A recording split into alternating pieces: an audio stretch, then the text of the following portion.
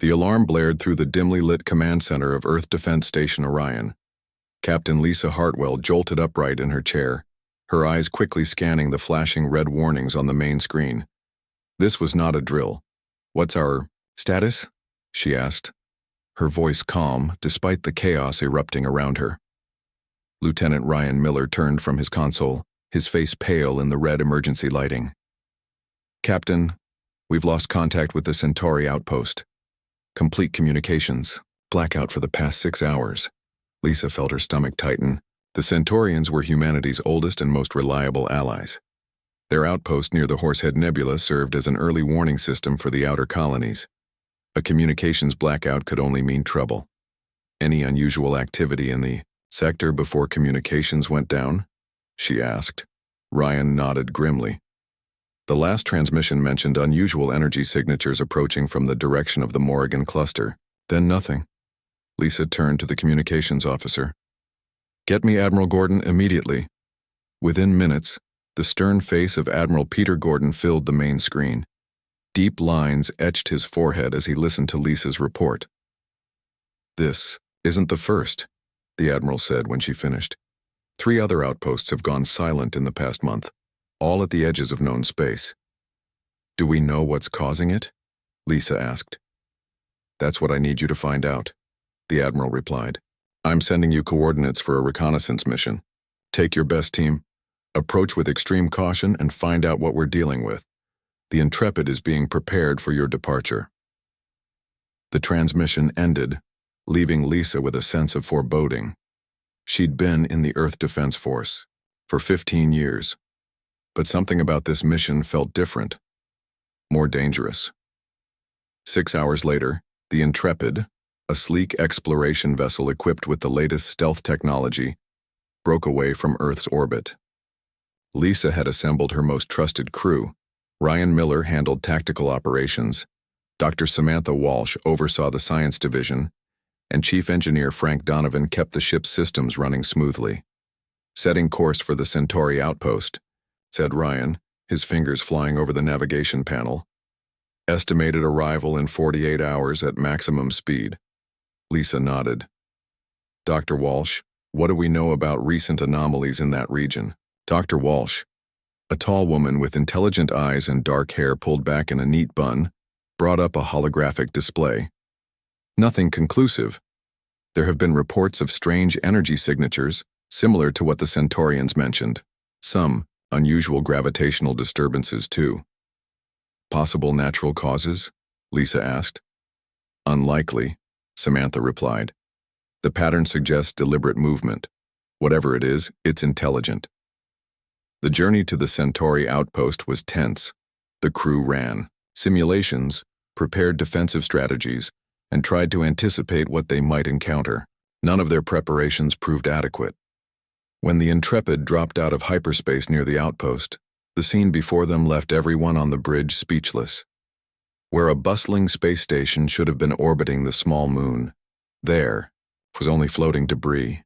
The outpost had been completely destroyed. "Life signs?" Lisa asked, her voice barely above a whisper. Ryan shook his head. "None detected, Captain." "Full sensor sweep," Lisa ordered. "I want to know what happened here." As the Intrepid moved cautiously through the debris field, Dr. Walsh called out from her station. "Captain, I'm detecting unusual residual energy, patterns on the larger pieces of the station. It's like nothing I've seen before." "Can we get a sample?" Lisa asked. "I recommend we send out a drone," Ryan suggested. "Something about this doesn't feel right." Lisa nodded her agreement, and within minutes a small collection drone was deployed to gather debris samples. As they watched the drone work on the external cameras, Frank suddenly called out from engineering. "Captain, we're being scanned. Unknown. Energy signature, very powerful." Lisa reacted instantly. "Shields up, bring the drone back and prepare for emergency jump." But before they could react, a massive ship seemed to materialize from nowhere. It was unlike any vessel Lisa had ever seen, less like a constructed ship and more like a living organism, with a dark, chitinous exterior that seemed to pulse and shift. "What in God's name is that?" Ryan whispered. On the main screen, the alien vessel extended what looked like organic tendrils toward the Intrepid. The ship shuddered as one of the tendrils made contact with their hull. It's penetrating our shields, Frank yelled from engineering. How is that possible? Lisa gripped the arms of her command chair. Evasive maneuvers. Get us out of here. Ryan fought with the controls as the ship bucked and trembled. The engines are struggling against some kind of pull. Dr. Walsh was frantically recording everything. Her sensors could capture. Captain, I'm detecting biological components in that ship. It's at least partially organic. With a violent lurch, the Intrepid broke free from the tendril's grasp, leaving a section of outer hull plating behind. The alien vessel immediately began to pursue. Maximum speed, Lisa ordered. Plot a course back to Earth, multiple jumps to cover our trail. As they fled, the ship's cameras captured images of the alien vessel consuming pieces of the destroyed outpost, absorbing them into its own mass. It's feeding, Dr. Walsh said in horror. The Intrepid managed to escape by executing a dangerous series of hyperspace jumps, but the damage was done. When they finally reached Earth space 3 days later, Lisa had already prepared her report for Admiral Gordon. The images they had captured told a terrifying story. During the emergency council meeting that followed, Dr. Walsh presented her preliminary findings. Based on our sensor data and the samples we managed to retrieve, we're dealing with a species I'm calling the Zarathi. They appear to be a biomechanical hybrid race with hive-like characteristics. Admiral Gordon's face remained impassive, but Lisa could see the concern in his eyes. And their intentions? They're predators, sir, Lisa replied. Everything we observed suggests they consume other species and their technology. The Centaurians weren't just attacked, they were eaten. The room fell silent as the implications sank in. We've intercepted communications from other systems, the Admiral finally said. Similar attacks have been reported across 3 sectors. This isn't random, they're moving methodically, system by system, heading directly toward Earth. Lisa looked around the room at the grim faces of Earth's leadership. Then we need to prepare, because if what we saw is any indication, these Zarathi have never encountered a species that could stop them. Until now, Ryan added quietly. Lisa nodded. Until they face humans. The war room buzzed with nervous energy as Admiral Joseph Reeves paced before the giant holographic display. It showed the current position of the Zarathi fleet, now just 3 days from reaching Saturn's orbit. Around the table sat Earth's highest-ranking military officers and scientists, their faces grim in the blue light of the display. We've evacuated all outer colonies, General Meredith Clark reported. The civilian transports will reach Earth in 36 hours. Admiral, Reeves nodded. And our defensive preparations? Chief Engineer Olivia Patel stood up, her dark hair pulled back tightly. We've modified our shields based on Dr. Walsh's findings, but without knowing exactly how the Zarathi weapons work, I can't guarantee they'll hold. Dr. Samantha Walsh tapped on her tablet, bringing up images of the alien biology she'd been studying. The tissue samples we collected show something remarkable. The Zarathi aren't just predators. They evolve by consuming other species and incorporating useful genetic traits.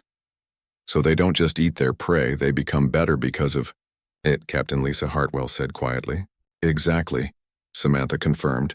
And based on preliminary analysis, human neural tissue would be extremely valuable to them. Our brains have something they want. The room fell silent. Daniel Carter, the weapons specialist who had been quiet until now, leaned forward. I noticed something during our escape from their ship. When we fired our electromagnetic pulse as a distraction, their vessel seemed to recoil more than it should have. Samantha's eyes widened. You might be onto something. Their nervous system appears to be extremely sensitive to certain frequencies. Admiral, Reeves turned to Olivia. Can we weaponize that? Maybe, she replied, already making calculations. We'd need to reconfigure our emitters, but it could work as a defensive measure at close range. Do it, the Admiral ordered. We need every advantage we can get. The next 48 hours passed in a blur of preparations.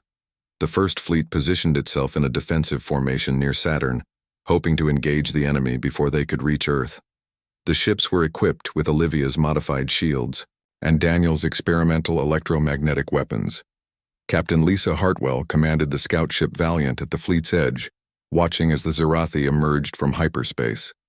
Their ships looked even more terrifying in formation, a swarm of dark organic vessels that moved with unnatural coordination. All ships, battle stations. Admiral Reeves's voice came through the comm system. Remember your training and trust, your instincts. We are the first line of defense for our home. The Zarathi didn't broadcast any message or demand surrender. They simply attacked. Their ships accelerated toward the human fleet, organic tendrils extending outward like hungry fingers. Fire main batteries, Admiral Reeves commanded. The space between the fleets lit up as hundreds of energy beams crossed the void. The first volley struck the Zarathi ships, causing visible damage, but to the humans' horror, the wounds closed almost immediately. They're regenerating, Ryan Miller reported from his tactical station aboard the Valiant. The Zarathi returned fire with weapons that seemed to phase through the human shields.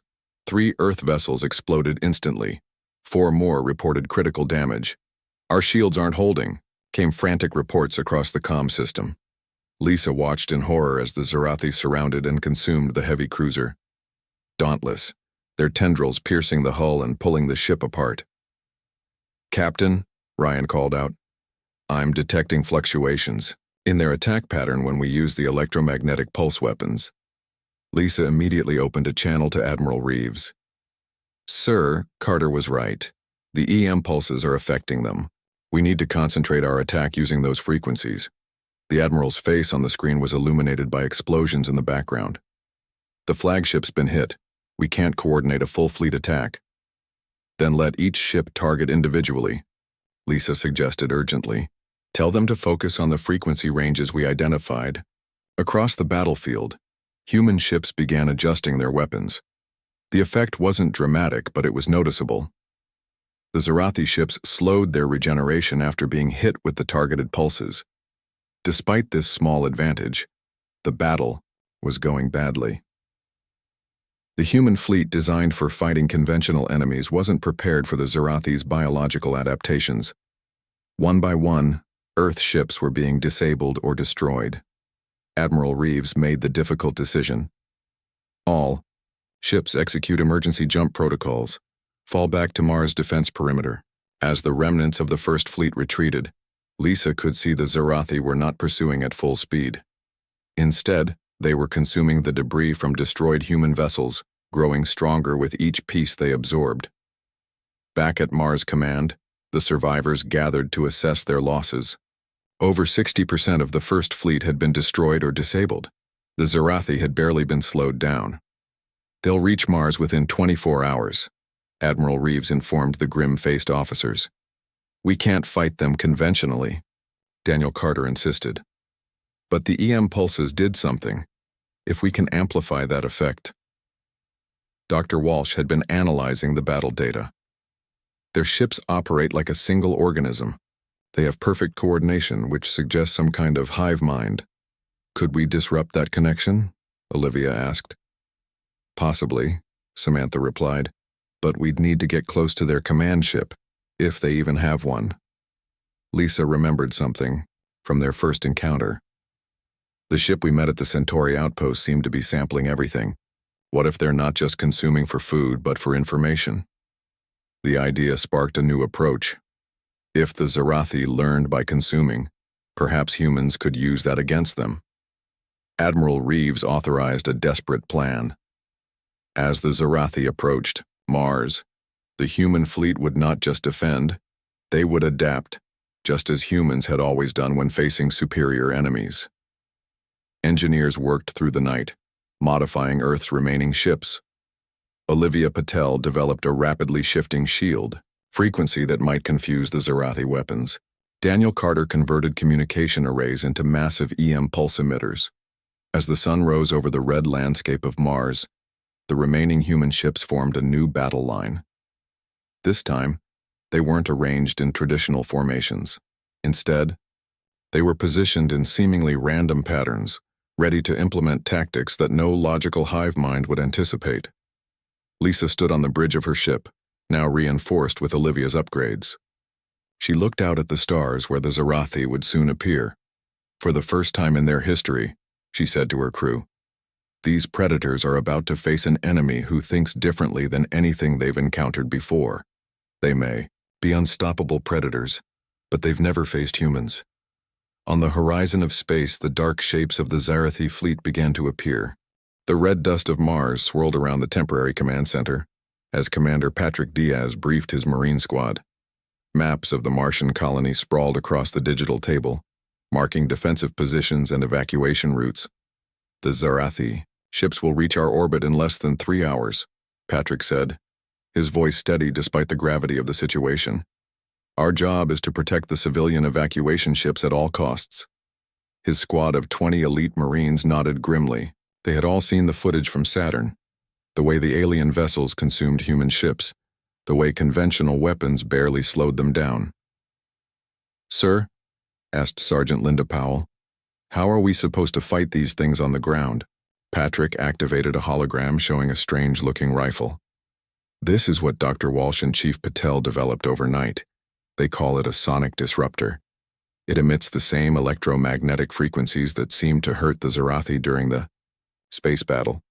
He handed out the experimental weapons.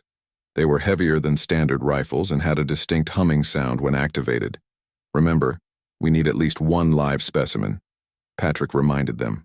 Admiral Reeves believes we can learn something critical from studying a Zarathi up close. Above them, the battle for Mars had already begun. The remaining human fleet, now rearranged in unpredictable patterns suggested by Captain Lisa Hartwell, engaged the Zarathi forces. This time the Earth ships constantly changed formation, their movements seemingly random. On the bridge of her ship, Lisa watched the battle unfold. They're hesitating, she observed, pointing to the main screen where the Zarathi fleet had paused, their advance. Ryan Miller nodded from his tactical station. Our erratic movements don't match any battle strategy they've encountered before. They can't predict us. For the first time, the Zarathi attack pattern showed signs of confusion. Their perfect coordination faltered as the human ships refused to follow logical battle formations. Instead of attacking in waves, the Earth vessels darted in and out, striking from unexpected angles, never staying in one formation long enough for the Zarathi to adapt. Meanwhile, in the science lab aboard the station orbiting Mars, Dr. Samantha Walsh made a breakthrough. She worked frantically, analyzing tissue samples from the Zarathi ship fragments they had collected. I think I've found something, she told Chief Engineer Olivia Patel, who had been helping modify the colony's defense systems. Look at this, neural tissue. It responds dramatically to specific sound frequencies just outside human hearing range. Olivia studied the readings. So they communicate using sounds we can't hear. Not just communicate, Samantha explained excitedly. I believe it's how their hive mind maintains connection across their entire species. If we can disrupt that frequency. She didn't need to finish. Olivia was already recalibrating the colony's communication array to broadcast on the frequency Samantha had identified. On the surface of Mars, the first Zarathi landing craft breached the atmosphere.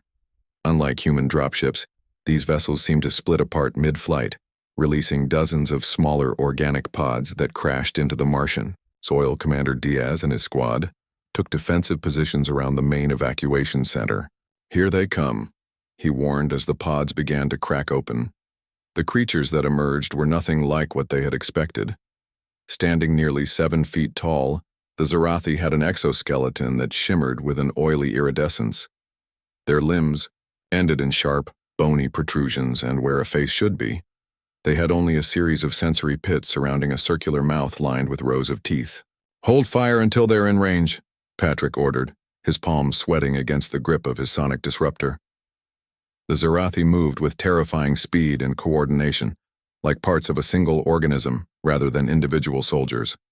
They swarmed toward the human defenders, communicating with clicks and high-pitched sounds just at the edge of human hearing.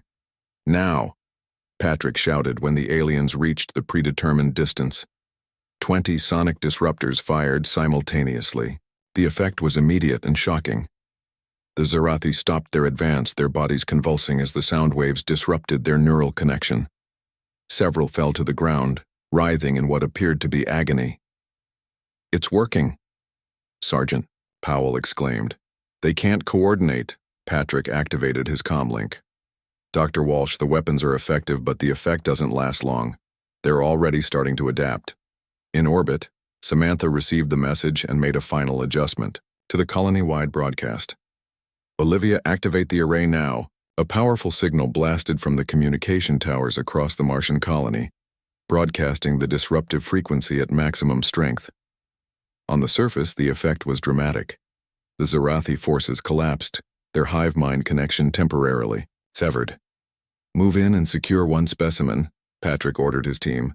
"Be careful, they're still dangerous." As his Marines cautiously approached the incapacitated aliens, Patrick noticed something strange. The Zarathi were making sounds to each other. Different from before, less coordinated, almost confused. "Dr. Walsh," he reported, "I think we've done more than just disrupt their connection.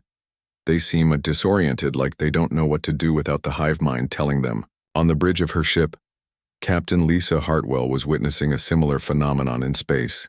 The Zarathi vessels had lost their perfect coordination, some colliding with each other, others firing in random directions. They rely completely on their hive mind, she realized. Without it, they don't know how to function independently. Admiral Reeves, watching from the Mars Command Center, made a decisive call. "This is our chance. All ships concentrate fire on their largest vessel." I believe that's their command ship. The human fleet converged on the massive Zarathi ship at the center of their formation. With their coordination disrupted, the aliens couldn't mount an effective defense. The combined firepower of Earth's remaining vessels tore through the command ship's organic hull. As it began to break apart, something unexpected happened. The remaining Zarathi ships didn't retreat or continue fighting. Instead, they froze in place as if suddenly lobotomized. Back on Mars, Patrick and his team successfully captured a living Zarathi specimen. As they secured it for transport, civilian engineer Kate Martinez approached them. She had been working on the colony's defense systems when the attack began. "Commander," she said urgently, "I've been analyzing their communication patterns. The frequency disruption isn't just confusing them, it's forcing their brains to operate individually for the first time." Patrick looked at the captive alien, which was now making small, almost plaintive sounds. "You mean they've never had to think for themselves before?" Kate nodded. "Imagine being part of a single mind your entire life, then suddenly being cut off and forced to exist as an individual. It would be traumatic." The battle for Mars ended not with the destruction of the Zarathi forces, but with their complete disarray. Unable to function without the hive mind, the alien ships became easy targets for the human fleet. As the dust settled, humanity had achieved what no other species had before. They had found the Zarathi's fatal weakness. But as Dr. Walsh began studying the captured specimen, she discovered something that would change everything they thought they knew about their enemy. Dr. Samantha Walsh stared through the reinforced glass at the Zarathi specimen. It moved slowly around the containment chamber, touching the walls with its sharp appendages. The creature no longer showed the savage aggression they had witnessed during the battle. Instead, it seemed confused, almost lost. "It's been 3 days," Admiral Reeves noted as he entered the lab. "What have you learned?" Samantha turned to him, dark circles under her eyes from working nonstop. "Something remarkable, sir. The Zarathi aren't born predators. They're made." She brought up a holographic display of the aliens' brain scans. "See these neural pathways? They've been artificially altered. The hive-mind connection wasn't natural, it was engineered." The Admiral frowned. "Are you saying someone created these creatures?" "I believe they were once a normal, peaceful species," Samantha explained. "Something or someone rewired their brains, turning them into the perfect invasion force. When we disrupted their connection, we didn't just confuse them, we began to reverse the process. This revelation changed everything about how they viewed the threat. If the Zarathi were weapons rather than natural predators, who was controlling them, and why?" On the bridge of her ship, now orbiting Earth, Captain Lisa Hartwell received the update from Dr. Walsh. She immediately called Ryan Miller to her ready room. "We need to find the source," she told him. "If the Zarathi have a controller, that's our real enemy." Ryan nodded. "I've been analyzing their flight patterns from before we disrupted them. All their ships followed precise mathematical movements, returning to specific coordinates between attacks. Could that be where their main controller is located?" Lisa asked. "Possibly. It's deep in the Horsehead Nebula. Difficult to scan, perfect place to hide." Lisa made her decision quickly. "Prepare the ship. We're going to investigate." Meanwhile, engineer Kate Martinez had been working with Chief Engineer Olivia Patel to develop more powerful disruptor technology. In her workshop on Mars, she tested a new device on a piece of Zarathi tissue. "If we can broadcast this frequency across their entire fleet," Kate explained to Olivia, "we might be able to completely sever their connection to whatever is controlling them." Olivia examined the device with admiration. "The range is the challenge. We'd need to get this transmitter inside their fleet formation to affect all their ships." "Then that's what we'll do," came a voice from the doorway. Commander Patrick Diaz stood there, his arm still bandaged from the battle. "I'll lead a strike team." The plan came together quickly. While Captain Hartwell's ship would investigate the suspected control center in the Horsehead Nebula, Commander Diaz would lead a stealth mission to plant Kate's disruptor device within the remaining Zarathi fleet that had regrouped near Jupiter. Admiral Reeves coordinated from Earth Command. "This is our chance to end this threat once and for all. If Dr. Walsh is right, we might not just defeat the Zarathi, we might save them from whoever is controlling them."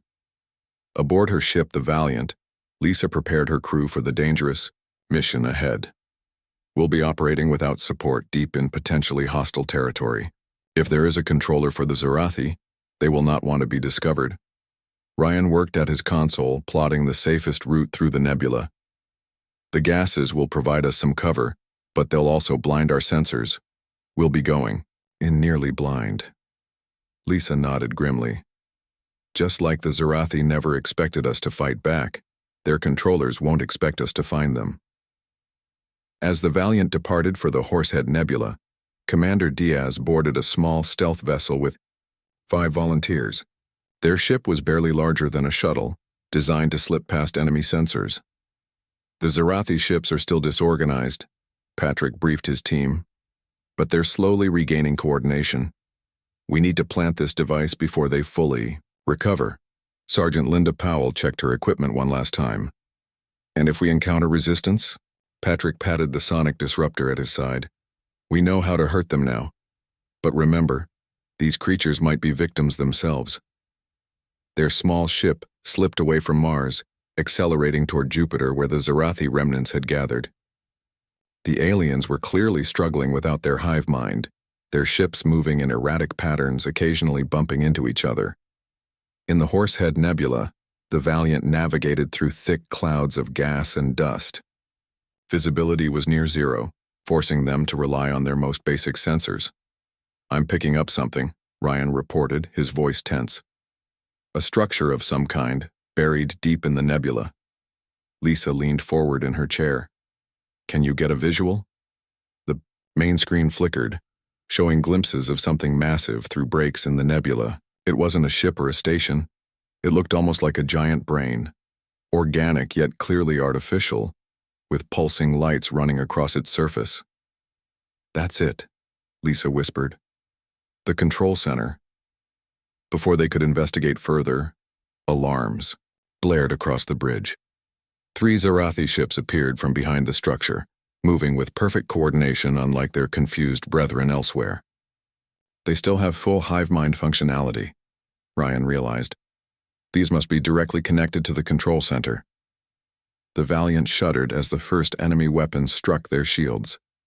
Lisa barked orders to return fire, but she knew her ship was outmatched against 3 perfectly coordinated Zarathi vessels. Near Jupiter, Commander Diaz's team successfully infiltrated the perimeter of the disorganized Zarathi fleet. They maneuvered their stealth vessel toward the center, where Kate had calculated the disruptor would have maximum effect. "Look at them," Linda said, watching the alien ships through the viewport. They're like lost children. Patrick had noticed the same thing. Without the hive mind forcing them to be predators, the Zarathi moved almost aimlessly, their ships no longer seeming threatening despite their fearsome appearance. Approaching optimal position, the pilot announced. Ready to deploy the disruptor. Back in the nebula, the Valiant was taking heavy damage. 2 of the 3 enemy ships had locked onto them with those terrible tendrils that had destroyed so many human vessels during the earlier battles. Shields failing, Ryan reported as the ship rocked violently. Lisa held onto her chair. Get a message to Earth. Tell them we found the control center. Even if we don't make it, they need to know. As Ryan scrambled to send the transmission, something unexpected happened. The tendrils gripping their ship suddenly went slack. The attacking vessels froze in space. What's happening? Lisa demanded. On her screen, Admiral Reeves appeared, his face triumphant despite the static. Commander Diaz was successful. The disruptor is working. All Zarathi ships have gone dormant. The effect had reached even this far, severing the connection. Between the control center and its closest servants, Lisa saw their opportunity.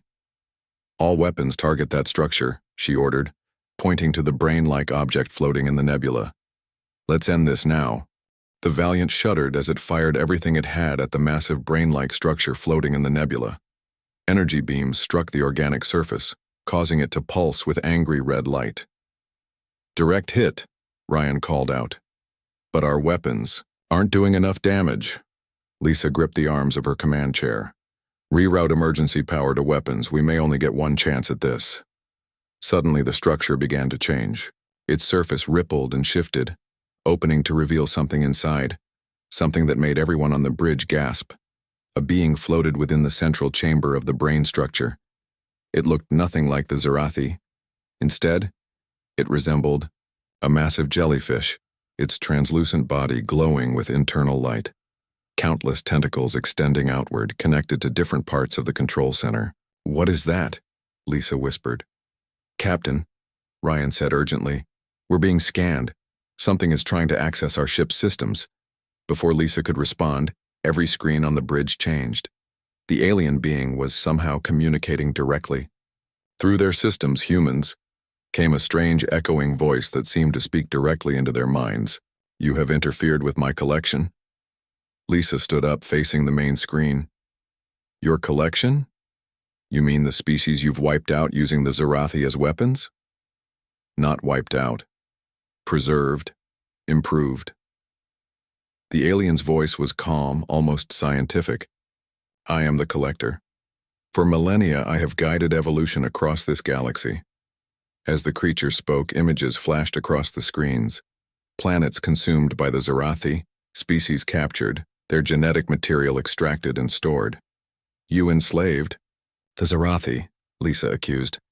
You turned them into predators against their nature. They were flawed. I improved them. The collector's tentacles waved dismissively. As I would have improved humans. Your neural complexity is unique. Back at Earth Command, Admiral Reeves and Dr. Walsh watched the transmission from the Valiant with horror. The collector continued speaking, explaining how it had spent thousands of years guiding evolution by using the Zarathi to consume species it deemed worthy of preservation. We need to destroy it, Samantha said firmly. This thing has caused the extinction of 17 species. Admiral Reeves nodded grimly. Lisa, can you hear us? You need to take out that control center at any cost. On the Valiant, Lisa had already come to the same conclusion. Target the center of the structure, she ordered. Prepare to fire everything we have. The collector seemed to sense their intentions. Resistance is unfortunate. The Zarathi fleet will eliminate your species, even without my direct control. They have been programmed for generations. You're wrong, Lisa countered. Your control is already broken. Commander Diaz has activated a disruptor that's freeing all the Zarathi from your influence. For the first time, the collector showed emotion. Something like alarm rippled through its translucent body. Impossible. The neural programming is permanent. Near Jupiter, Commander Patrick Diaz watched in amazement as the Zarathi ships began to change. Their organic hulls, once dark and threatening, started to shift color, becoming lighter, almost luminescent. "Sir," Sergeant Powell called out. "Look at that!" One of the larger Zarathi vessels had opened what appeared to be a communication channel. On their screen appeared one of the aliens, but it looked different. Its exoskeleton had lost the oily black color, now glowing with a soft blue light. When it spoke, its voice was gentle, almost musical. "Humans. Thank you. We are free." Patrick could hardly believe what he was hearing. "You can communicate individually now?" "Yes," the Zarathi replied. "For first time in many generations. We were not always like this. The Collector changed us, forced us to consume other life. We could not resist." In the nebula, the Valiant prepared for its final attack run. Lisa had ordered most of her crew to the escape pods, staying behind with only essential personnel to ensure the mission succeeded. "The Collector must be destroyed," she told her remaining crew. "If we can take out its central nervous system, the control over any remaining Zarathi will be permanently broken." As they maneuvered closer to the brain structure, the Collector made one last attempt to stop them. "Your species is young but promising," it said. "Join me instead. Help me guide evolution across the stars." Lisa shook her head. "Evolution doesn't need a guide. It needs freedom." With that, she gave the order to fire. The Valiant's remaining weapons struck the center of the brain structure where the Collector resided. The creature screamed, a sound that echoed painfully in everyone's mind. The control center began to collapse, its organic material rupturing and disintegrating. "Get us out of here," Lisa ordered, as explosions rippled through the structure. The Valiant turned away, engines straining as they pushed through the nebula. Behind them, the Collector's domain imploded, sending a shockwave that caught the edge of their ship, damaging their engines. "We're not going to outrun it," Ryan reported grimly. Lisa was about to order abandoned ship when something unexpected happened. 3 Zarathi vessels, the same ones that had attacked them earlier, moved into position around the Valiant. Instead of attacking, they extended their tendrils to form a protective barrier, shielding the human ship from the worst of the blast. 3 weeks later, Lisa stood in a conference room on Earth, looking out at a sight no human would have believed, possible a month earlier. In orbit around their planet, human ships flew alongside Zarathi vessels, now allies instead of enemies. Admiral Reeves entered the room, accompanied by Dr. Walsh and a Zarathi representative, one of the first to establish peaceful communication.